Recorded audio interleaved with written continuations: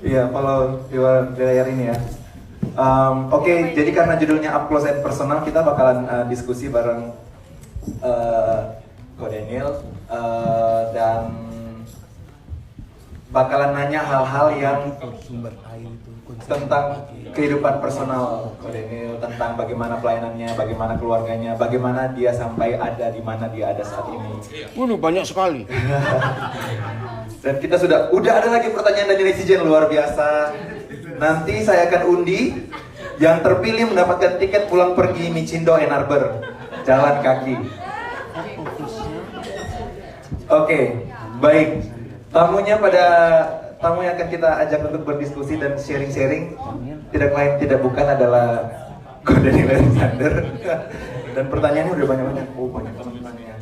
Hai, Aprisal sudah punya pacar belum? Mohon maaf, ini bukan pertanyaan buat saya. Tolong jangan menanyakan. Ini bukan tentang saya. Saya moderatornya. Tanyain ke Ko Daniel. Baik, kita langsung masuk ke sesi up close and personal. Oke? Baik. Berarti ya. Ada ibu hamil pergi ke pasar ikan. Untuk Ko Daniel, kami persilakan.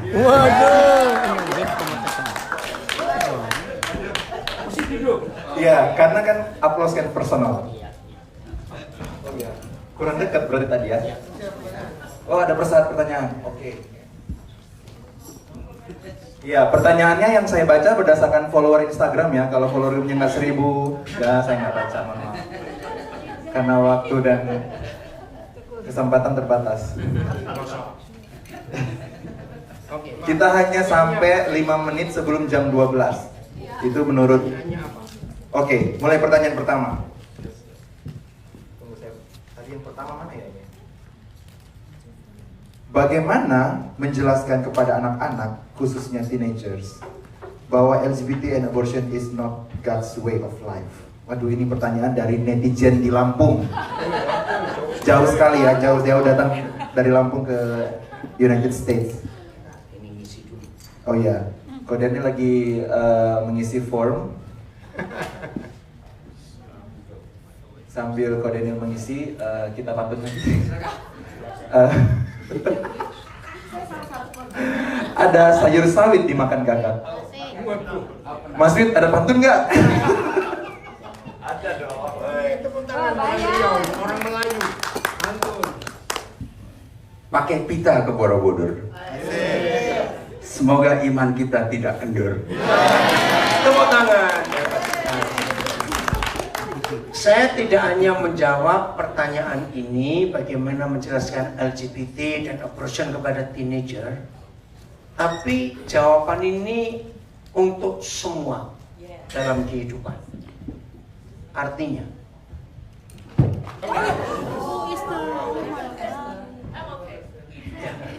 hebat, kuat ya, Esther.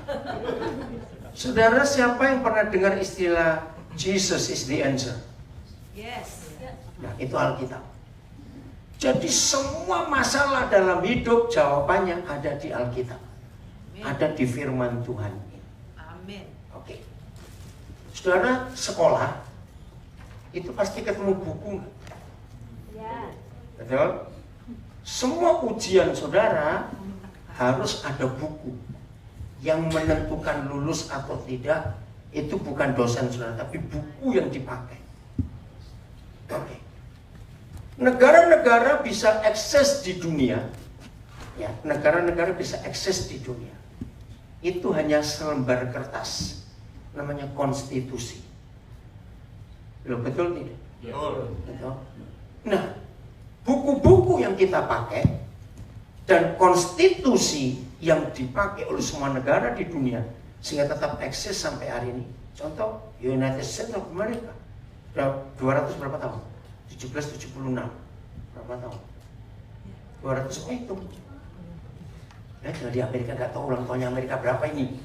Saya dari Indonesia, Ko Daniel. Ya ini di Amerika, bukan kamu ditanya. Berapa cepetan? 4 Juli yang lalu berapa tahun Amerika ini? Udah tua banget sih kayaknya. Ya sudah berapa tahun? Berapa? Ya, 245 tahun. Sudah tua nggak? Iya. Tapi bisa eksis karena konstitusi yang ditulis orang. Nah, masalahnya di sini. Banyak orang meragukan Alkitab. Kamu tahu nggak itu asli atau tidak? Kamu tahu tidak penulisnya itu benar atau tidak? Nah, jawabannya begini. Ini apologetik ya. Kalau saudara belajar ada buku, perlu nggak ketemu penulisnya dulu baru saudara percaya buku itu? Enggak. Tidak. Jawab, perlu nggak ketemu penulisnya dulu? Nggak perlu. Nggak perlu. Yang penting tulisan. Begitu pula konstitusi yang dipakai oleh Amerika, dipakai oleh Indonesia, dipakai oleh negara mana saja, Iya. itu nggak perlu tahu aslinya di mana, yang nulis siapa, perlu tidak tahu. Lu perlu nggak cari tahu aslinya di mana? Enggak. Tidak. Nah, itulah Alkitab. Kita buka 2 Timotius 3 ayat 16. 2 Timotius 3, ada orang di sana? Oh, enggak ada ya. Bisa balas sendiri. 2 Timotius 3 ayat 16. Maju lagi nggak apa-apa. Sudah. Nah, jadi nanti semua pertanyaan jawabannya ya kembali ke buku yang satu ini. Sudah? Baca sama-sama. 2 Timotius 3 ayat 16. Tapi sudah baca sudah, karena belum keluar di sini. 2 Timothy 3 verse 16. All scripture is God-breathed. Benar. All scripture, all writing, ya itu adalah diilhamkan oleh Tuhan. God's breath. Ya, bagus. And then, Given by divine inspiration nah, and is profitable for instruction, 1.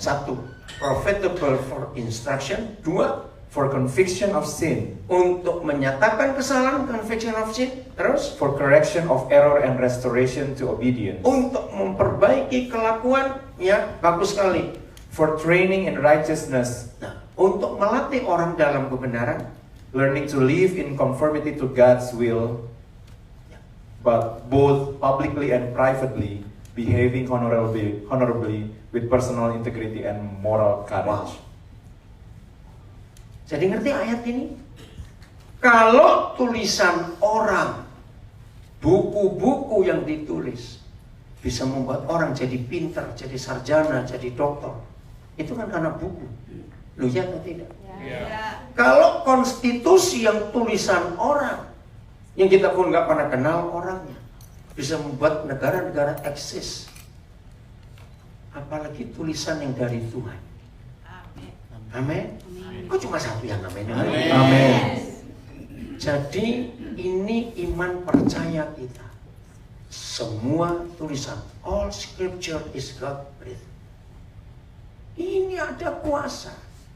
Nah, jadi untuk menjelaskan kepada teenager, ajak baca dari kitab Kejadian, dari kitab Roma, bahwa pada awalnya itu selalu Adam and Eve, not Adam and Steve. Catat tuh bahasa.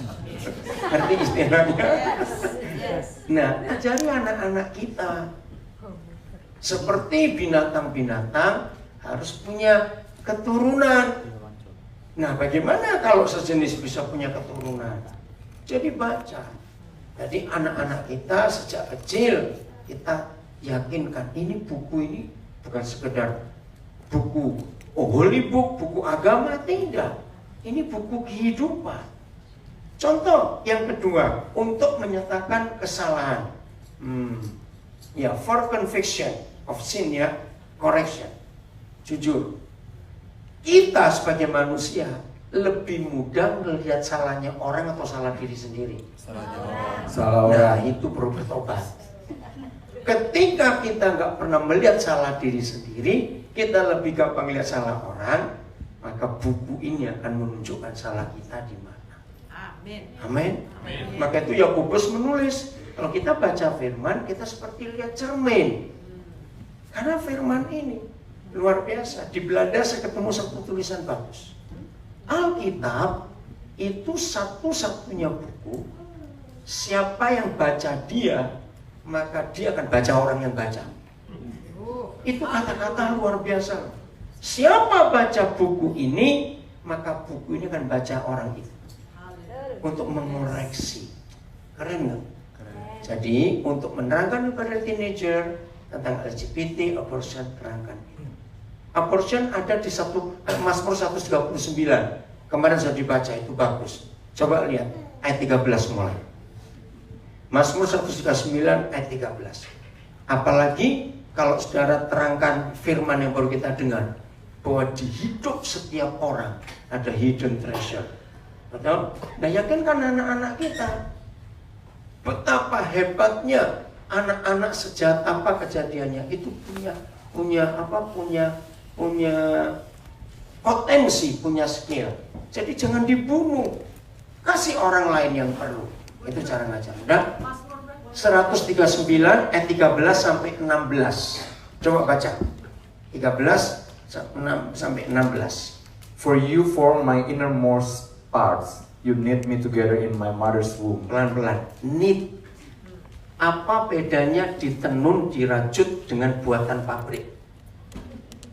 Cepat, apa bedanya Personal handmade touch. dengan personal touch? Apalagi handmade, unique, nggak ada duanya. Value-nya lebih tinggi. Nah, itu dia. Selama Tuhan menenun kita, knitted us in my mother's womb, Tuhan mikirin kita terus. Ini ayat. Maka itu di dunia ini nggak ada orang yang sama persis. Betul? Sidik jari beda, wajah beda. Ini karena kita ditenun, dirajut oleh Tuhan. Jadi yakinkan anak-anak kita, kandungan bayi-bayi itu hebat. Terus, ayat 14. I will give thanks and praise to you, for I am fearfully and wonderfully made. Wonderful are your works, and my soul knows it very well. Jadi ajari anak-anak kita, walaupun babies masih dalam kandungan, dia sudah ngerti apa yang terjadi di luar. Dia sudah tahu siapa mamanya, siapa kakaknya. Ajar, ayat 15. My frame was not hidden from you when I was being formed in secret, and intricately and skillfully formed, as if embroidered with many colors in the depths of the earth. Wow, with many colors. Menarik bukan? Jadi kita ini ajaib. Luar biasa. Pecahnya satu sel. Ketika habis pembuahan, maka pecah. Jadi 1 sel, 2 sel, 4 sel, 8, 16, terus 32, 70, 64, terus. Sampai jadi manusia utuh. 9 bulan 10 hari. Di Amerika banyak orang-orang sukses dari unwanted child. Betul tidak? Nah, ada banyak kisah-kisah itu. Tunjukkan ke anak-anak kita. Ini loh, anak itu mau digugurkan. Saya jadi orang-orang hebat. Ada toh? Yang biografi seperti itu. Nah, beritahu anak-anak kita, jangan digugurkan. Karena anak-anak itu hebat. Sekarang bayangkan, kalau kamu masih dalam kandungan mama, terus mama suntik racun untuk kamu mati, gimana perasaan? Saudara cari sebuah buku, sudah lama, ini buku tahun 70-an. Judulnya Scream in Silence. Ini dokter Amerika, ahli aborsi. Di tangan dia sudah mungkin ribuan baby di aborsi. Sampai suatu hari Tuhan convict dia untuk melihat fakta bahwa ketika alat-alat itu masuk ke kandungan mama, ini bayi ini menjerit, menghindar. Ketika jarum mau ditusuk, bayi ini menghindar, tapi nggak ada tempat lagi. Itu waktu itu terjadi breakthrough di Amerika, Scream in Silence. Mungkin masih ada bukunya, saya nggak tahu. Nah, beritahu anak-anak kita untuk baca buku itu, sadis. Nah, maka itu jangan ada free sex. Tapi sekali Alkitab yang mengajar, jangan ada free sex. Hampir 100% abortion karena free sex, betul nggak? Karena nggak mau. Nah, jangan ada. Ya, ayat 16. Your eyes have seen my unformed substance, and in your book were all written the days that were appointed for me, when as yet there was not one of them even taking shape. Amin. Hebat bukan? Inilah satu-satunya pasal di Alkitab yang menerangkan betapa dahsyatnya kita waktu dalam kandungan. Mama papa kita nggak tahu. Oke, lanjut. Pertanyaan apa lagi? Luar biasa. Boleh tepuk tangan dulu dong. Haleluya. Jawabannya. Ini udah cukup banyak dan kita hanya punya waktu beberapa menit lagi. Jadi saya mohon maaf kalau nggak bisa dibacakan semua pertanyaannya ya. Saya hanya bacakan. No. Esther mutusin. Jam berapa makan? Oh ya sebentar lagi ya. Iya. Sekitar cepet aja, oke. Oke. Jadi yang penting jawabannya lewat Alkitab semua. Maka itu rajin baca Alkitab mulai hari ini. Jadi jawaban untuk nomor 1 sampai jawaban untuk pertanyaan terakhir semuanya baca Alkitab ya. Oke, kita tutup. Oke, cepat-cepat saya tunjukkan ayatnya di mana. Baik. Ya. Pertanyaan berikutnya Koden, kenapa pilih Papua sedangkan banyak provinsi di Indonesia? Oke. It's the end of the world. Iya, ya ini yang tanya nggak apa-apa biarin. Kita baca Yeremia 9 ayat 23 dan 24. Kenapa pilih Papua? Ya Yeremia 9 ayat 23 dan 24. Minggun bawa apa lagi? Aduh, memang orang turun tuh ini. Makan aja. Enggak. Lanjut. Oh melayani, oke. Kok saya nggak dilayani? Oke deh, Yeremia 9 23 24 ya. Ayo. Thus says the Lord, let not the one who is wise and skillful boast in his insight. Let not the one who is mighty and powerful boast in his strength. Let not the one who is rich boast in his temporal satisfaction and earthly abundance. But let the one who boast in this, that he understands and knows me and acknowledges me and honors me as God and recognizes without any doubt that I am the Lord who practices loving kindness, justice, and righteousness on the earth, for in these things I delight, says the Lord. Saudara, saya ambil kalimat yang terakhir. I am the Lord who practices loving kindness, justice, and righteousness on the earth. For in these things the Lord delight. Papua itu sangat tidak adil diperlakukannya. Tanahnya kaya, tapi orangnya miskin. Nah, saya pilih Papua karena saya ingin bring justice there, untuk menyatakan keadilan. Maka itu Tuhan suruh kami pilihkan sekolah. Ya, ayatnya pakai ayat lagi bukan? Terus Jawabannya ada di Alkitab, Bapak. Iya. Pertanyaan berikutnya, bagaimana melatih supaya dapat membedakan suara dari Tuhan atau Roh Kudus atau suara sendiri? Wih, keren. Ada kata-kata penutupnya. Terima kasih, puji Tuhan. Jawabannya Alkitab lagi. Tuhan akan bicara kepada kita kalau Dia tahu kita nurut, taat. Amin. Nah, yang tahu kita taat atau tidak, jangan tambahin lagi. Oh, yang ini dia kirim salah. Loh, ada lagi. Bukan hanya. Udah, kalian kalau Papua ketemu Papa aja nanti. Enggak apa-apa. Ya. Jadi dengar ya. Yes. Yang tahu apa? Kita puasa aja. Puasa. Setuju? Jadi gini, yang tahu kita taat atau tidak itu cuma kita dengan Tuhan. Oke, saya beri contoh Maria. Jadi untuk bisa membedakan mana suara Tuhan, mana suara yang lain, mana suara diri sendiri, periksa dulu taat atau tidak. Maria. Zaman itu masih berlaku hukum berzina mati. Masih ingat dilempar batu, bukan lempar bakpao. Ingat ya? Bayangkan kalau Tuhan nggak nyuruh Gabriel dengan spesifik. Gabriel, kamu ke Nazaret, cari orang gadis namanya Maria. Ya. Tapi gini pesan Tuhan, Gabriel, mulai besok kamu turun ke dunia, cari gadis yang mau hamil sebelum nikah. Kira-kira Gabriel perlu waktu berapa tahun bolak-balik? Ngerti nggak? Nggak ada yang mau. Zaman itu banyak gadis, betul? Kenapa Tuhan langsung pilih Maria? Karena dia taat. Lukas 1 ayat 38. Ini yang ditemukan oleh Tuhan lewat hidup Maria. Maria itu apa saja bicaranya pasti jadi langganan. Maka itu yang punya nama Maria tapi nggak pernah nurut, gantilah Maria. Ganti Atau Marimar. Marimar. Oke, Lukas 1:38. Luke 1 verse 38. Then Mary said, Nah, Mary says, lihat, behold, I am the servant of the Lord. May it be done to me according to your word. mau Kalimat ini enteng atau berat? Berat, mati. Tapi kok enteng? Nah, saya suatu kali diajar Tuhan kalimat terakhir, and the angel left her. Saya tuh ngomong gini, Papa, kan nggak penting ini ditulis. Betul nggak? Ya pasti langsung pergi dong malaikat. Tapi Tuhan jawab, nggak begitu Daniel. Gabriel sendiri amazed and confused. Kok mau ini anak gadis hamil sebelum nikah? Kalau aku jadi dia, aku mikir.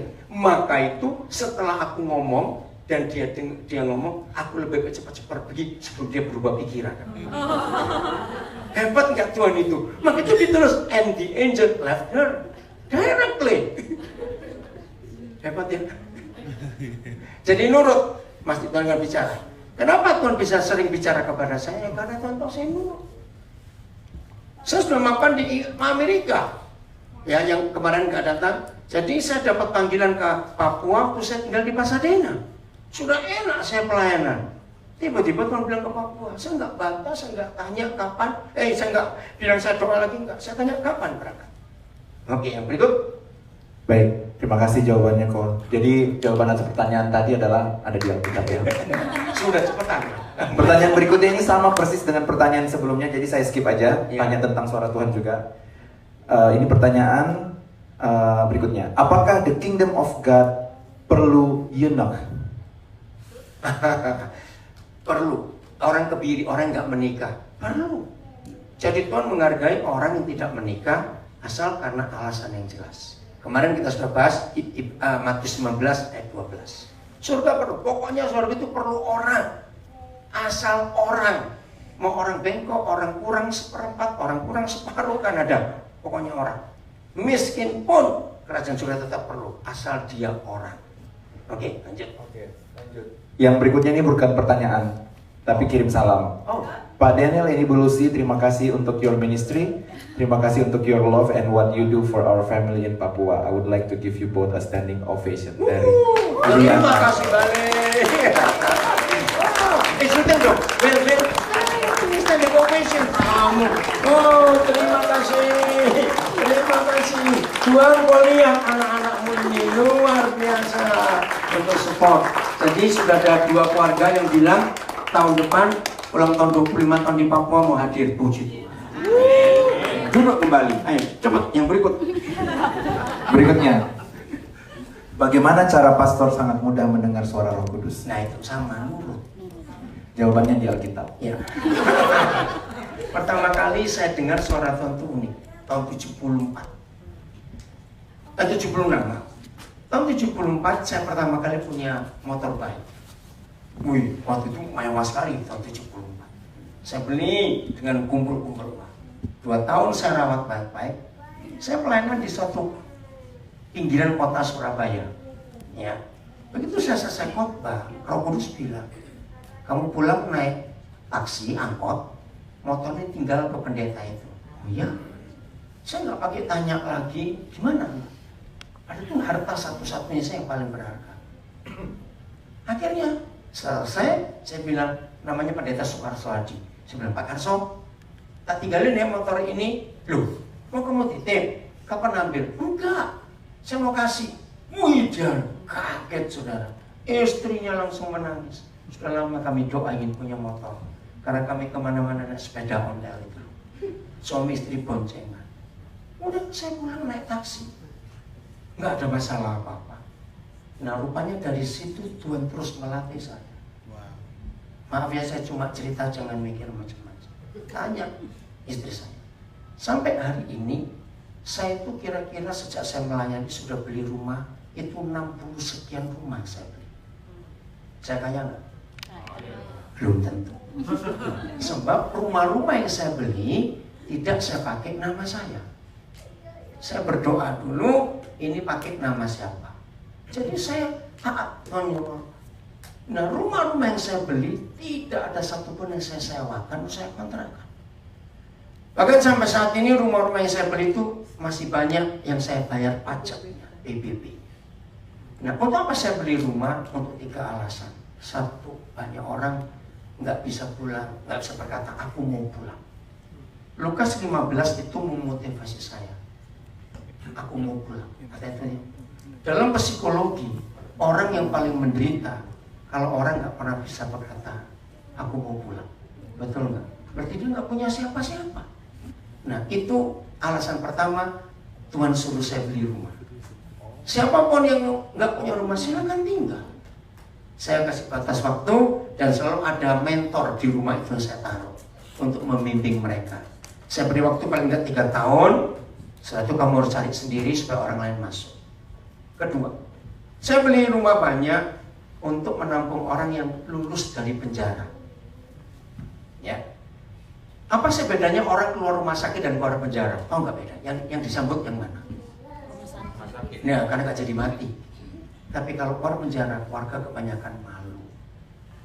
Nah, saya beli rumah di beberapa kota untuk yang dari penjara. Saya tinggalkan nomor telepon saya di banyak penjara di Indonesia. Nah, ada lulus, saya pakai itu. Gak ada rumah, selalu tinggal di rumah itu dulu. Ada mentor di sini.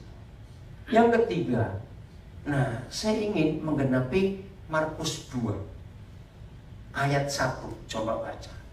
Markus 2 ayat 1. Jadi semuanya harus pakai Alkitab. Contohnya ya, Markus 2 ayat 1. Ya, baca. Jesus returned to Capernaum, and a few days later the news went out that he was at home. Nah, saudara, Yesus ada di rumah. Jesus, that he was at home. Saya pikir nggak mungkin. Apa bedanya Jesus he was at home and he was in a home? Beda nggak? In the house? Beda. Kalau at home berarti rumahnya sendiri. Nah, kita tahu kapan dia pernah beli rumah, sewa rumah, kontrak rumah, pinjam rumah. Begitu ada dia di rumah, lihat ayat 2. Siapa yang datang?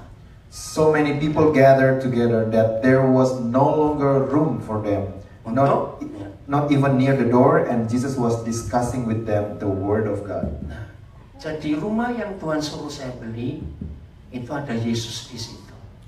Dan semua orang boleh datang untuk mendengar dia ngajar. Amin. Itu alasannya. Jadi betul-betul saya praktek Filipi 1. Saya berbuah banyak, tapi saya nggak menikmati. Biar orang lain yang menikmati. Saya nggak hitung berapa banyak uang saya keluarkan, saya nggak mikir. Itu uangnya Tuhan semua. Makanya hidup saya ringan sekali. Saya nggak takut kehilangan apa-apa. Kalau hilang ya sudah, ya beli lagi. Berapa repot. Bahkan, maaf saya cuma cerita. Tapi jangan saudara minta ya. Tuhan pernah suruh saya beri rumah itu pada seseorang. Beri. Ya udah saya nurut. Orang itu kaget. Makanya kalau saudara minta gak akan diberi karena Tuhan gak ngomong. Lanjut. Kita pindah topik ke kismis, Kodenim, kisah-kisah misteri. Pertanyaannya, pernah ada cerita kesaksian diserang oleh dukun atau diserang oleh militer katanya? Iya, pernah. Ya, serang kuasa gelap, sering. Pernah suatu kali kami di Kalimantan, naik perahu kecil, ke desa namanya Sakat Klotok. 5 menit sebelum desa itu, tiba-tiba motor sini lihat ke atas. Lihat. Hah, lihat apa? Lihat, dia datang. Hah, bingung. Ini cerah cuacanya. Tiba-tiba dia lihat yang bawa perahu ini gelap muncul. Nah, dia tahu karena dia orang Dayak. Kita diserang. Oh iya? Begitu dia selesai ngomong, langsung gelap. Itu padahal siang sekarang. Kami relax aja. Jangan pernah takut dengan kegelapan, karena kita ini terang. Amin. Itu saja. Jadi istrinya gak usah dilanjutkan. Kalah yang gelap itu, karena ada terang. Diserang militer terakhir 30 Juni 2018. Saya pelayanan di sebuah kampung, namanya Kabupaten Batu Licin, Kecamatan Sungai Nyamuk, desanya saya lupa, itu Kalimantan Selatan. Betul Mas. Nah, hari itu saya bertemu seorang anak yang saya nggak kenal. Mungkin di Google Maps itu nggak ada mungkin Kodenim. Sungai Nyamuk aja cari mana kecamatan Sungai Nyamuk. Ya, bagian Indonesia itu namanya unik-unik. Nah, saya lihat seorang anak, saya nggak kenal. Saya nggak tahu kalau dia Muslim. Roh Kudus cuma bilang anak itu nggak punya papa dan ingin kuliah, tapi nggak bisa kuliah. Nah, terus saya dekati, namanya Aryansyah. Oh ya Muslim, asli orang Banjar. Kenapa bapakmu hilang om? Bilang, ya udah obat enggak. Oke. Mulai hari ini aku jadi papamu ya. Dia kaget. Nah, di desa itu jaringan handphone susah, tapi dia tinggal di kota kecamatan. Saya harus cari handphone untuk dia supaya kontak. Yang kedua, kamu pengen kuliah? Iya. Nggak manggil papa, iya pas udah lama saya pengen kuliah, tapi gak ada yang biayai. Saya sudah daftar berkali-kali. Dia lulus sudah 6 tahun yang lalu, tapi daftar saja nggak bisa bayar. Oke, itu ikut papa. Nah, saya cuma 2 hari di situ. Nah, besok akan pindah ke tempat lain. Saya bilang, kalau gitu sore ini kamu tinggal dengan papa, ya, di pastori gereja. Dia senang. Kami istirahat, saya dengan teman saya pendeta Edo istirahat. Suruh dibangun di kamarnya diketok. Pendeta bilang, Pak, ada polisi cari. Polisi? Kenapa? Begitu saya keluar, kursinya orang Jawa. Ternyata anak ini Muslim. Nggak boleh Bapak mengkristenkan orang. Loh, saya nggak mengkristenkan, saya diskusi, cerita. Anak ini saya suruh jawab, anak ini berani jawabnya. Menurut Undang-Undang Dasar Pasal 29, kami ini punya hak untuk percaya. Kan berani juga nih anak. Karena saya juga ngomong, ada yang ngomong, saya ditonjok sudah. Kaget sekali. Pendeta juga kaget. Saya tetap diam. Puji Tuhan, sekarang anak ini ada di Jogja sudah kuliah. Nah, kalau saya ingin tahu nomor teleponnya apa semua, bebas. Oke. Ismis sudah. Udah. Ya, terus apa lagi? Ular berbisa berenang di kali. Aduh, terus. Luar biasa sekali. Jadi dari tadi kamu nggak nyimak jawaban saya, mikir pantun ya. Kan jawabannya otomatis ada di Alkitab.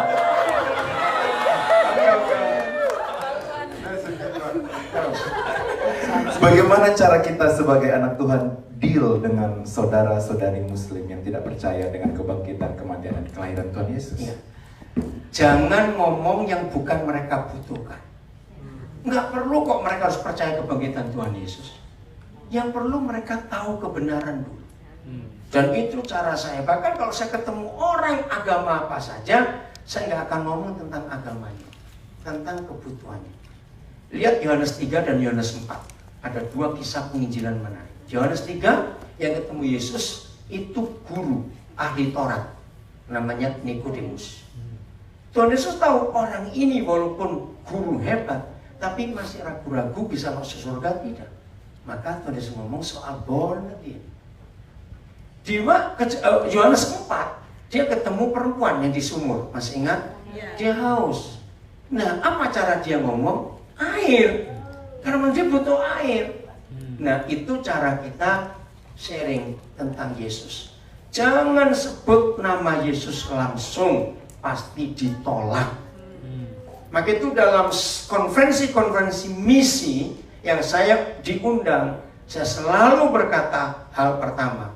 Jangan bilang metode, teori, buku, sarana tentang misi sebelum gereja berhasil mengeluarkan Yesus dari agama Kristen.